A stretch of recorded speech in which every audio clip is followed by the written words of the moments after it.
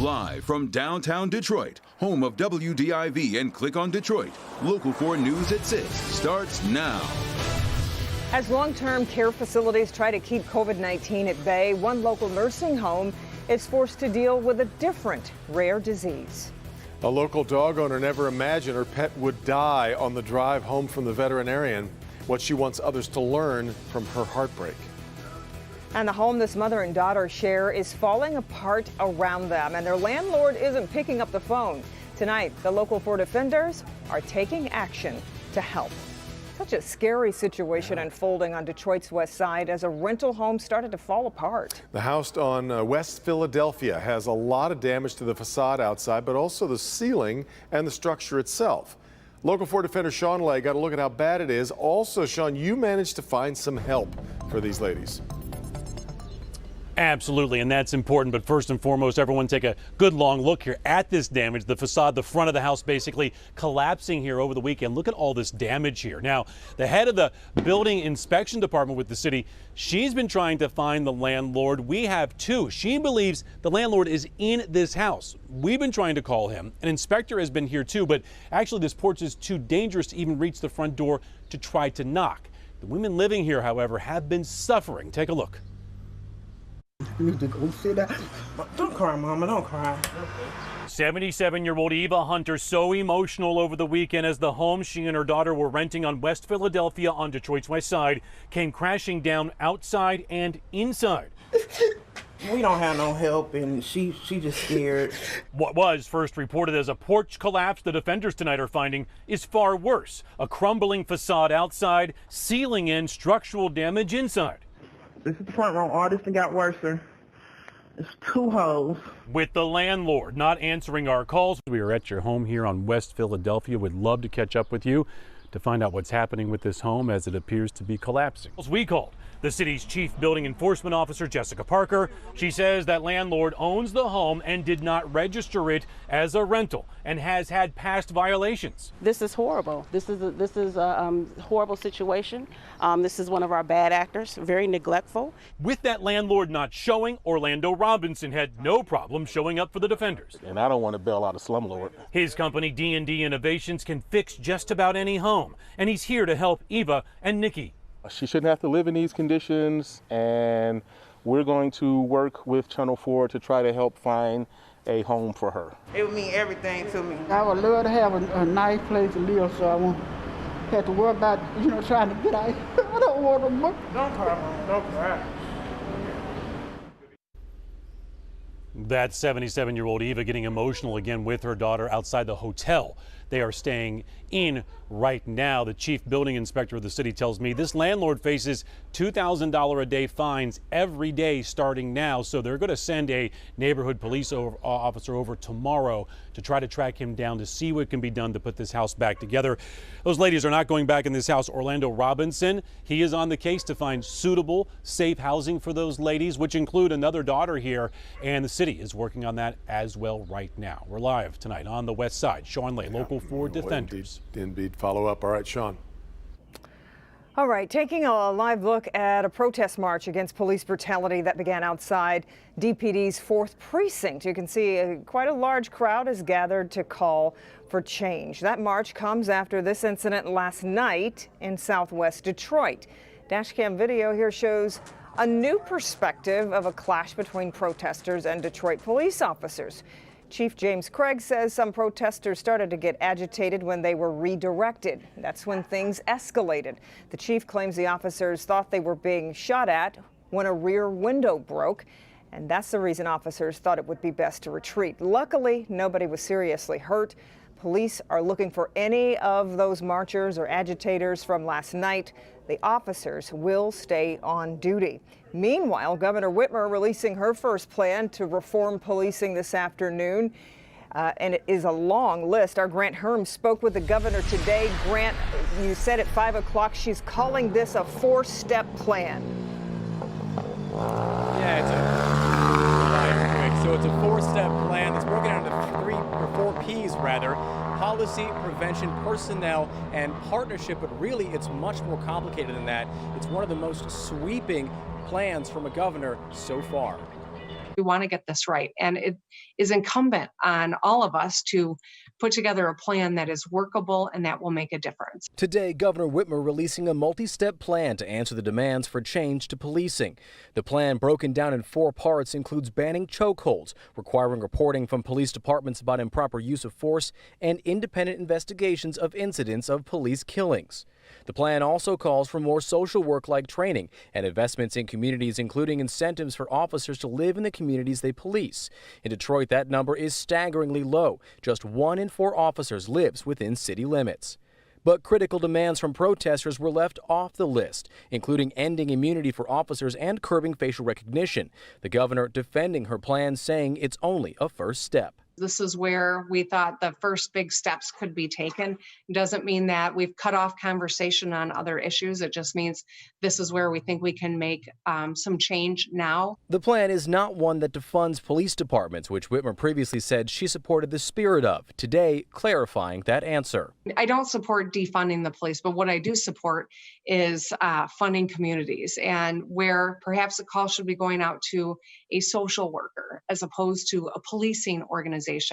That making that investment is something that helps everyone. Whitmer did say they included voices from both activists and law enforcement to create this plan, but certainly there are more conversations that will be had in the future. Grant, how likely is it, though, that we'll actually see these changes implemented? Kimberly, that's kind of tough to tell right now. Some of these things the governor can do from her office. Some of these things she'll have to have lawmakers in Lansing work with her on. And some of these things are up to towns and cities. So how much or how little of this plan actually gets put into place is something that we're just going to have to watch. And we will be watching. Okay, Grant, we appreciate it. A slight increase in coronavirus cases continuing here in Michigan. The state is reporting 236 new cases, putting the total at nearly 63,500. We've lost 4 more people to the disease, bringing that total to 5,915. We asked Governor Whitmer today whether the upward trend in case numbers will force Michigan to take another step backward in terms of restrictions. She would only say that we need to lower our numbers in order to get to the next phase of reopening. Also to report today, a summer tradition, the Woodward Dream Cruise, has now officially been canceled due to the spread of the virus. The auto industry is looking to get back on its feet and discovering it's needing to work harder at getting customers onto dealer lots. There is legal intrigue as well to talk about. Business editor Rod Maloney live tonight with the update. Rod. Devin, here's the thing. Back last fall, General Motors filed a RICO lawsuit against FCA. Now, the RICO statute has to do largely with mob prosecutions. And in a way, that's what General Motors is saying FCA did with the United Auto Workers. Well, they took it to court. The judge didn't really care for the case, wanted it settled. And now GM is appealing, wanting the judge off the case. 2015, the late FCA CEO Sergio Marchionne bear hugs then UAW President Dennis Williams at the traditional handshake, kicking off national contract negotiations.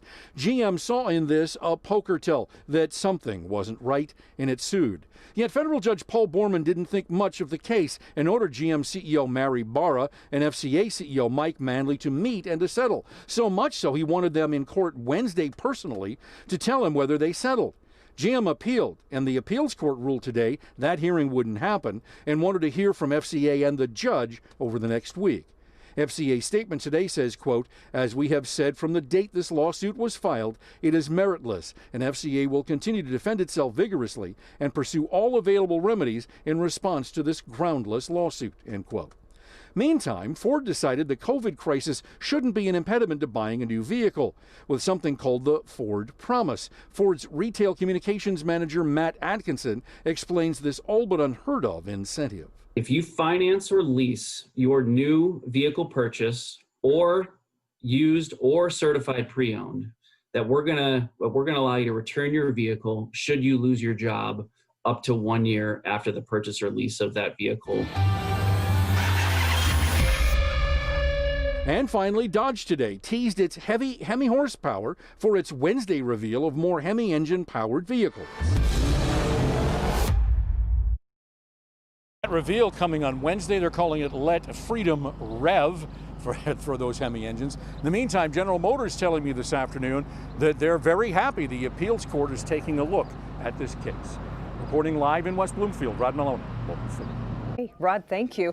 Well, as nursing homes and other long-term care facilities all over Southeast Michigan struggle to prevent outbreaks of COVID-19, one local facility is now dealing with a case of Legionnaire's disease. The case was identified at SKLD Skilled Nursing in Bloomfield Hills. Priya Mann has a look at how that single case is forcing more changes inside the facility. The Oakland County Health Department first started investigating on June 8th when a resident here contracted Legionnaire's disease. Now, the first round of samples came back negative, but it's no easy feat investigating the spread of a disease during a pandemic. It's very challenging. Legionnaire's disease does mimic a lot of the symptoms of COVID-19. There's about 140 residents at Skilled Bloomfield Hills, a nursing home and long-term care facility in Oakland County. And we're especially concerned about healthcare systems because it's home to so many vulnerable people with weakened immune systems and underlying conditions that make them more susceptible to Legionnaires. COVID-19 had already limited movement inside nursing homes. Now, after one resident tested positive for Legionnaire's disease, this facility can no longer use its running water. They've been placed on water restrictions right now, so bottled water and bagged ice from another source. The water restrictions will stay in place until the investigation is over. So far, testing samples of the facility's water system show the bacteria has not spread, but the health department is especially concerned about the nursing home's elderly population. Symptoms can last quite a while, but most cases do result in hospitalization. The more severe cases, it can result in being on a ventilator. The Oakland County Health Department says the patient who tested positive is expected to recover. Due to the pandemic, the health department says it's taking extra precautions. You know, nerves are already on edge, and, everybody's revved up and worried and very concerned. And we're trying to be as discreet as possible and get in and interfere as little as possible with the care of patients. And the health department will be testing here twice a month for the next 3 months. They've also ordered an additional 3 months of testing. So that means some version of water restrictions will remain in place until the end of the year. In Bloomfield Hills, I'm Priya Mann, Local 4. Okay, Priya, and we did try contacting the SKLD care facility for comment on the story. So far, we've not heard back. All right, coming up new at 6, a couple of guys hanging around a public restroom for what police say was the wrong reason. You'll find out why investigators want to have a chat with these two. We'll have that coming up, and here's Ben. Kim and Devin, temperatures probably what you would expect for this time in late June, right around average in the mid-80s. But what you may not expect is how long the heat is going to stick around. We'll look at that next. It's a common vaccine for your dog, especially this time of year. But now a local woman sharing what happened to her beloved pet. He's in the back, and I could see that he was going into some distress. The important warning she has for you before you take your dog in for a checkup. It's coming up in my Help Me Hank report.